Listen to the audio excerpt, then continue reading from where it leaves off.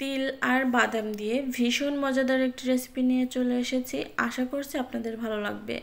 আসসালামু আলাইকুম, আমার চ্যানেলে নতুন একটি রেসিপি দেখার আমন্ত্রণ জানিয়ে শুরু করছি আজকের রেসিপি। আর বাদামগুলোকে এখন ভেজে নেব। আপনারা চাইলে বাজার থেকে যে ভাজা বাদামগুলো কিনতে পাওয়া যায় সেটা দিয়েও তৈরি করে নিতে পারেন। তো বাদাম ভাজতে খুব একটা বেশি সময় লাগে না, মাত্র 5 মিনিটেই বাদামগুলো ভাজা হয়ে যায়। মিডিয়াম টু লো হিটে রেখে এটাকে ভেজে নিতে হবে 4 থেকে 5 মিনিটের জন্য। যখন দেখবেন বাদামের গায়ে এরকম ফাটা ফাটা হয়ে গেছে তখনই এটা নামিয়ে নিতে হবে। নামিয়ে সম্পূর্ণ এটাকে ঠান্ডা করে নিয়েছি। আর ঠান্ডা করার পরে এভাবে একটু চাপ দিলেই সবগুলো খোসা উপর থেকে বেরিয়ে আসবে। খোসাগুলো যখন সম্পূর্ণ এভাবে খুলে যাবে তখন একটু ঝাড়া দিলেই এই খোসাগুলো বের হয়ে যাবে। একেবারে সহজ পদ্ধতি। এই বাদাম কটকটিটা বানাতে খুব একটা বেশি টাইম লাগে না, মাত্র 10 থেকে 15 মিনিট হাতে থাকলে এটা আপনারা বানিয়ে নিতে পারবেন। এই তো বাদামগুলো আমি পরিষ্কার করে নিয়েছি, আর দেখতেই পাচ্ছেন মাঝে মাঝে এক একটা হয়তো রয়ে গেছে। এটা থাকলে কোনো অসুবিধা নেই। তো চলুন পরের প্রসেসে চলে যাচ্ছি। এখানে নিয়ে নিয়েছি 1 কাপ চিনি। আপনারা চিনির পরিমাণটা বাড়িয়েও নিতে পারেন। তো আগের দিন আমি চিনির শিরা করেছিলাম, সেখান থেকে একটু শিরা বেঁচে গিয়েছিল, সেটাই এখানে দিয়ে দিলাম। আর দিয়ে দিচ্ছি 1 টেবিল চামচ পানি। আপনাদের কাছে তো আর চিনির শিরা থাকবে না, আপনারা একটু বেশি করে পানি দিয়ে দিবেন, মানে 2 টেবিল চামচ পরিমাণে পানি দিলেই হয়ে যাবে। তো এখন চিনি আর পানিটাকে একদম এভাবে নেড়ে চেড়ে একটু গলিয়ে নিতে হবে। আর চেক করে দেখে নিতে হবে হাতের মাঝখানে এরকম শিরা হয়েছে কিনা। যখন এরকম মোটা একটা শিরা হয়ে যাবে তখনই এর মধ্যে আগে থেকে ভেজে রাখা তিল আর বাদামটা দিয়ে দিতে হবে। তিলটাও আমি ভেজে নিয়েছি, সেটা আর দেখালাম না, তাহলে ভিডিওটা অনেক বড় হয়ে যাবে। বাদামগুলো যেভাবে ভেজেছি তিলগুলো সেভাবে ভেজে নিয়েছি। তো তিল আর বাদামগুলো দিয়ে চুলার আঁচটা কমিয়ে একটু নেড়েচেড়ে নিতে হবে 1 মিনিটের মতো।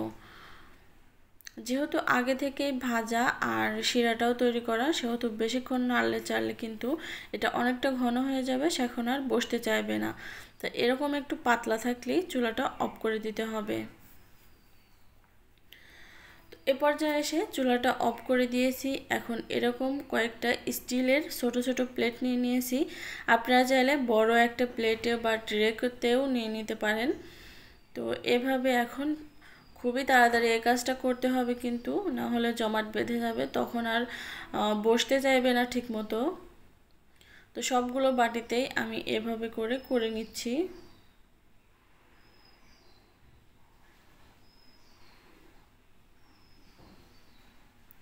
তো এখন একটু স্প্যাচুলা দিয়ে সমান করে দিয়েছি, দেখতেই পাচ্ছেন।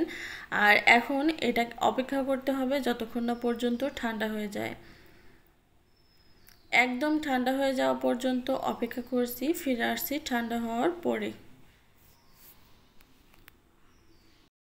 তো এগুলো ঠান্ডা হয়ে গেছে একদম। এখন একটা ছুরির সাহায্যে এভাবে একটু চাপ দিলেই উঠে যাবে, এটা খুব সহজে, একটুও ভাঙবে না কিন্তু।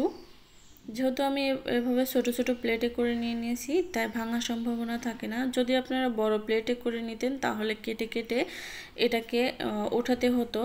তো আমার চ্যানেলে আরও কিন্তু এই বাদাম টানার রেসিপি দেওয়া আছে, চাইলে সেগুলো আপনারা দেখে আসতে পারেন। তো সবগুলো এভাবে আমি তুলে নিয়েছি। আশা করছি আমার আজকের এই রেসিপিটা আপনাদের কাছে ভালো লাগবে। ভালো লাগলে প্লিজ ফ্রেন্ডস অ্যান্ড ফ্যামিলিদের সাথে বেশি বেশি করে শেয়ার করে দেবেন। আর আমার চ্যানেলটা সাবস্ক্রাইব করে পাশে থাকা বেল বাটনটা অন করে দেবেন, তাহলে পরবর্তীতে যখনই কোনো নিত্য নতুন রেসিপি আপলোড করব নোটিফিকেশন আপনাদের কাছে পৌঁছে যাবে।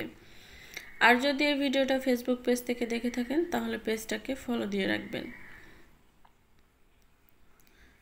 দেখে নিশ্চয়ই বুঝতে পারছেন আজকের এই রেসিপিটা কতটা পারফেক্ট হয়েছে। তো সবাই ভালো থাকবেন। আল্লাহ হাফেজ।